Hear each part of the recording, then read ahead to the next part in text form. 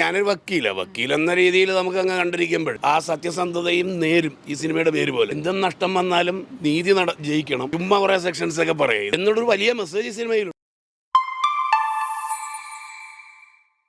Cinema എന്ന രീതിയിൽ നമുക്ക് കണ്ടിരിക്കാം, എങ്കിലും ഞാനൊരു വക്കീലെന്ന രീതിയിൽ നമുക്ക് അങ്ങ് കണ്ടിരിക്കുമ്പോൾ അസ്വാഭാവികമായതും സാധാരണ കോടതി പ്രൊസീഡിങ്സുകളിൽ അസംഭവികമായിട്ടുള്ള ഒരുപാട് കാര്യങ്ങൾ ഇതിനകത്തുണ്ട്. പിന്നെ ഇതിനകത്ത് നടന്മാരുടെയൊക്കെ അഭിനയം, മോഹൻലാൽ വളരെ നന്നായിട്ടുണ്ട്, പിന്നെ എല്ലാവരും നന്നായിട്ട് അഭിനയിച്ചിട്ടുണ്ട്. എനിക്ക് ഏറ്റവും കൂടുതൽ വളരെ സ്വാഭാവികമായിട്ട് ആ ജഡ്ജി, ഇതിനൊരു ജഡ്ജിയുണ്ട്, അത് ഭയങ്കര സ്വാഭാവികമായിട്ട് തോന്നുന്നുണ്ട്.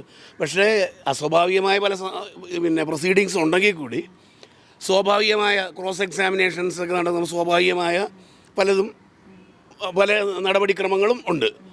പിന്നെ സിനിമ എന്ന രീതിയിൽ ഒരു അവസാനം വന്ന പെൺകുട്ടി, ബ്ലൈൻഡായിട്ടുള്ള പെൺകുട്ടി അനശ്വര രാജൻ ഭയങ്കര എക്സൽ ചെയ്തിട്ടുണ്ട്.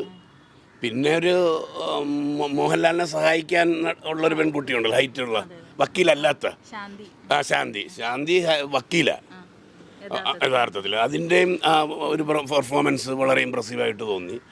പിന്നെ എനിക്ക് മോഹൻലാലിനെ നമ്മൾ പ്രത്യേകിച്ച് പറയണ്ടല്ലോ, ആ ജഡ്ജ് ഈ അനശ്വര രാജൻ ഇപ്പോൾ പറഞ്ഞ ശാന്തി എന്ന വക്കീൽ, അവരുടെ പെർഫോമൻസ് ഏറ്റവും നന്നായത്. അസ്വാഭാവികം ഇതിനകത്ത് ഈ കോടതി നടപടികളിൽ ഒരുപാട് നാടകീയത, നമ്മളത് ഒരു സിനിമയ്ക്ക് വേണ്ടി ഇങ്ങനെ നാടകീയത അല്ലെ എക്സാഗ്രേഷനും വേണ്ടി വരും. പക്ഷേ ചിലയിടത്തൊക്കെ ഇതൊരു ഓവറായ പോലെ ഒരുപാട് തെളിവുകളൊക്കെ കൊണ്ടുവരുന്നുണ്ടല്ലോ, തെളിവുകളൊക്കെ ശേഖരിക്കുന്നതിന് അത്ര സ്വാഭാവികതയൊക്കെ ഒന്നുമില്ല. പിന്നെ തെളിവുകൾ 311 പെറ്റീഷൻ അങ്ങനെ സാധാരണ നമ്മൾ ഇതുവരെ മുമ്പ് കണ്ടിട്ടുള്ള സിനിമകളിലൊക്കെ ഇങ്ങനെ ഈ ചുമ്മാ കുറേ സെക്ഷൻസ് ഒക്കെ പറയും. ഇത് പക്ഷേ അങ്ങനെ അതൊക്കെ വളരെ കൃത്യമായിട്ടൊക്കെ ചെയ്തിട്ടുണ്ട്. 311 പെറ്റീഷൻ കൊടുക്കുക എന്ന് പറഞ്ഞാൽ ക്ലോസ് ചെയ്ത എവിഡൻസ് വീണ്ടും റീ ഓപ്പൺ ചെയ്യുക, അങ്ങനെ. അപ്പോൾ അസ്വാഭാവികത ഉണ്ടെങ്കിൽ കൂടി സ്വാഭാവികതയും കുറേ വളരെ ഇതായിട്ടുണ്ട്. പിന്നെ മൊത്തത്തിലൊരു സിനിമ കാണുന്നൊരു ആംഗിളിൽ എൻ്റർടൈനറാണ്. അങ്ങനെ സിനിമ എന്നുള്ളൊരു രീതിയിൽ ഭയങ്കര സൂപ്പർ സിനിമയെന്നൊന്നും നമുക്ക് പറയാൻ തോന്നുന്നില്ല. ഒരു കാണാവുന്ന സിനിമയാണ്, ഒരു ഉത്സവ സീസൺ അല്ലെ ഈ ക്രിസ്മസ് സീസണിനൊക്കെ പറ്റിയൊരു സിനിമയാണ്. ഇല്ല, അതൊക്കെ ശരിക്കും ഉള്ളത് എന്താണെന്നാ, വക്കീൽ ക്രോസ് ചെയ്യുമ്പോഴേ നമ്മുടെ വിറ്റ്നസിൻ്റെ അടുത്ത് നമ്മൾ തന്നെ പറയും, പിന്നെ എതിർ ഓപ്പോസിഷൻ പിന്നെ അഡ്വക്കേറ്റ് ക്രോസ് ചെയ്യുമ്പം, നമ്മുടെ സാക്ഷിയെ ക്രോസ് ചെയ്യുമ്പം ഇൻറ്റിമിഡേറ്റ് ചെയ്യുന്ന, ഭീഷണിപ്പെടുത്താതൊക്കെ ഇരിക്കാനൊക്കെയാണ് ഉത്തരം ജഡ്ജിനെ നോക്കി പറയാൻ പറയും. പിന്നെ അതുപോലെ പിന്നെ ഇൻ്റർഫിയറൊക്കെ ചെയ്യും, ചില സൂചനകളൊക്കെ കൊടുക്കാൻ പരിമിതമായ രീതിയിൽ. അതൊക്കെ ക്രോസ് എക്സാമിനേഷൻസിൻ്റെയൊക്കെ രീതിയൊക്കെ അത്ര പിന്നെ അൺനാച്ചുറൽ അല്ല, ഒരുപാട് നാച്ചുറാലിറ്റിയാണ് കൂടുതൽ. പക്ഷേ വളരെ അസംഭവവും അൺനാച്ചുറലായിട്ടുള്ള ഇതും സിനിമയുടെ ആവശ്യത്തിന് വേണ്ടിയുള്ള ഒരുപാട് കാര്യങ്ങളും ഉണ്ട്. അപ്പോൾ നമ്മൾ ഇങ്ങനത്തെ ഒരു രംഗത്ത് നിൽക്കുമ്പം നമുക്ക് കുറച്ച് അരോചകമായിട്ടൊക്കെ തോന്നുന്നുണ്ട്. അല്ലാത്തവർക്ക് ചിലപ്പോൾ അങ്ങനെ ഫീൽ ചെയ്യണമെന്ന് നിർബന്ധമില്ല. അതാണ് എനിക്ക് സിനിമയെക്കുറിച്ച് പറയാനുള്ളത്. സ്ത്രീകൾക്ക് സപ്പോർട്ട് ചെയ്യുന്നൊരു, പിന്നെ അത് വളരെ എന്താണെന്നാ, പുതിയ തലമുറയിലെ പെൺകുട്ടികൾ ഇത്തരം കാര്യങ്ങളോട് ഏത് തരത്തിൽ പ്രതികരിക്കണം, ഏത് തരത്തിലുള്ള നടപടികൾ സ്വീകരിക്കണം, എങ്ങനെ ഇതിനെയൊക്കെ ചെറുക്കണം എന്നുള്ളൊരു വലിയ മെസ്സേജ് സിനിമയിലുണ്ട്. എങ്ങനെ ഏത് ഭീഷണിക്കും വഴങ്ങരുത്, അതല്ലെങ്കിൽ നമ്മൾ എങ്ങനെ തിരിച്ചറിയണം ഇത്തരം സാഹചര്യങ്ങളിൽ. പലപ്പോഴും പെൺകുട്ടികൾക്ക് പലപ്പോഴും പല കാര്യങ്ങളിലും ധൈര്യം, നമ്മൾ പറയും ധൈര്യം വേണം, പക്ഷേ ആ ധൈര്യം പിന്നെ നമുക്ക് ഉപദ്രവം ഉണ്ടാകുന്ന സാഹചര്യങ്ങൾ മനസ്സിലാക്കണം, കറക്റ്റ് ജഡ്ജ്മെൻറ്റ് വേണം. അവർക്കൊരു ജഡ്ജ്മെൻറ്റ് കപ്പാസിറ്റി. എനിക്ക് ധൈര്യം ഉണ്ടെന്ന് പറയും എനിക്ക് 12 മണിക്ക് ഇറങ്ങി നടക്കാം എന്ന ഇത് അവരല്ലാതെ, അവർക്ക് 12 മണിക്കോ അല്ല 2 മണിക്കോ 1 മണിക്കോ ഒക്കെ ഇറങ്ങി നടക്കാൻ കഴിയണം.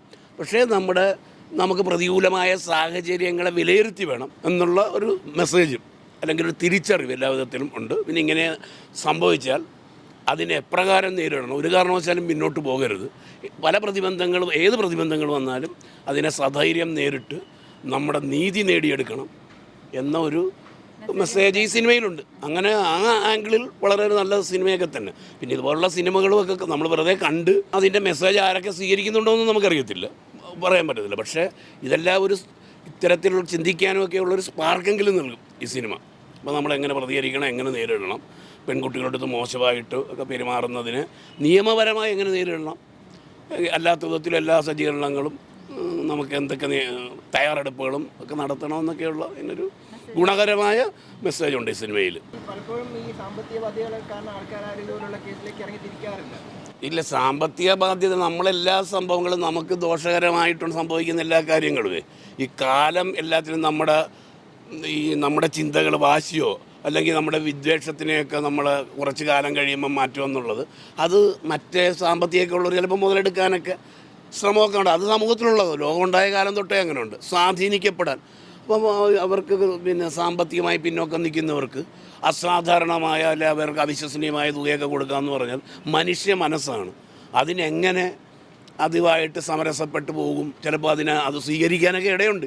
ഇതെല്ലാം സത്യമാണ്. നമുക്ക് ഈ മനുഷ്യ മനസ്സിനെ അല്ലെ മനുഷ്യ സ്വഭാവത്തെ മുഴുവനും അങ്ങ് മാറ്റാൻ പറ്റത്തില്ല. പിന്നെ മനുഷ്യരല്ല ഇപ്പോൾ പ്രായോഗികത അല്ലെങ്കിൽ ഭൗതികമായ നേട്ടമാണ് നമ്മുടെ എല്ലാവരുടെയും ഇപ്പോൾ ലക്ഷ്യം. അപ്പോൾ ഭൗതികതയോടുള്ള മാനസികമായ ആഗ്രഹം മനുഷ്യന് വളർന്നുകൊണ്ടിരിക്കുക, നമുക്കെല്ലാവർക്കും തന്നെ. അപ്പോൾ ഇത്തരം സ്വാധീനങ്ങൾക്ക് പഴയ കാലത്തിനേലും വഴിപ്പെടാനും സ്വാധീനിക്കപ്പെടാനും ഒക്കെ എളുപ്പം ഉണ്ട്. അത്തരം ശ്രമങ്ങളൊക്കെ ഇത്തരം കേസുകളിൽ നടക്കാറുമുണ്ട്. ചില ശ്രമങ്ങളൊക്കെ വിജയിക്കാറുണ്ട്. അതിന് സ്വാധീനവും അധികാരവും ശക്തിയൊക്കെ ഉള്ളവരെല്ലാം ശ്രമിക്കും. പക്ഷേ അതിന് വിധേയമാകുന്നവരുണ്ട്, അതിനൊന്നും വഴങ്ങാത്തവരുമുണ്ട്. നമ്മുടെ സത്യം ചെയ്യണം എന്നൊക്കെയുള്ള ഒറ്റപ്പെട്ട ശബ്ദങ്ങളും തീരുമാനങ്ങളും ഒക്കെയാണ്, വാശികളുമൊക്കെയാണ് നമ്മുടെ ഈ സമൂഹത്തെ ഇങ്ങനെ നിലനിർത്തിക്കൊണ്ട് പോകുന്നത്. ഭൗതികമായി നേടുന്ന ഒരുപാട് ആൾക്കാരുള്ളത് കൊണ്ടൊന്നുമല്ല ഈ ലോകം നിലനിൽക്കുന്നത്. പക്ഷേ എന്തും നഷ്ടം വന്നാലും നീതി ജയിക്കണം, ശരി ജയിക്കണം, സത്യം ജയിക്കണം. നമ്മുടെ മനസാക്ഷിയെങ്കിലും ബോധ്യപ്പെടുത്തുന്ന ഈ ഭൗതികമായ സാഹചര്യങ്ങളുടെ നടുവിൽ നിന്നുകൊണ്ട് മിനിമം നീതി നടപ്പാകണമെന്ന് ആഗ്രഹിക്കുന്ന ഒറ്റപ്പെട്ട ഒരുപാട് ആൾക്കാരുണ്ട്.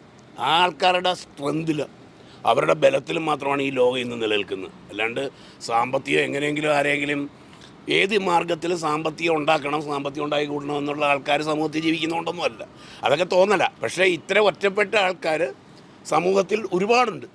അത്തരം ആൾക്കാരുടെ ആ സത്യസന്ധതയും നേരും, ഈ സിനിമയുടെ പേര് പോലെ നേരും ഉള്ളത് കൊണ്ടാണ് ഈ പലർക്കും ഈ ഇങ്ങനെ ഒരു പ്രതലത്തിൽ നിന്ന് പലതും കാണിക്കാൻ പറ്റുന്നത്. ആണ് പറയാനുള്ളത്.